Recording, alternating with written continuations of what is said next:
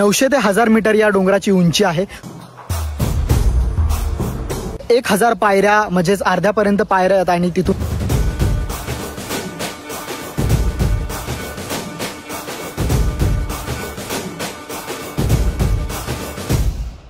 रम रम ईश्वरम हम Parameswaran M M किंकरम भं गंगाधरम भं भं भैरवम ओम ओंकारवम लं मूलाधारम शंभो शंकरम वंदेहम शिवम वंदे। द्रोणागिरी घेऊन सह्याद्रीतून चालले होते तेव्हा त्या द्रोणागिरीचा एक छोटासा तुकडा इथे पडला आणि त्या तुकड्याचा हा भला मोठा पहाड उभा राहिला।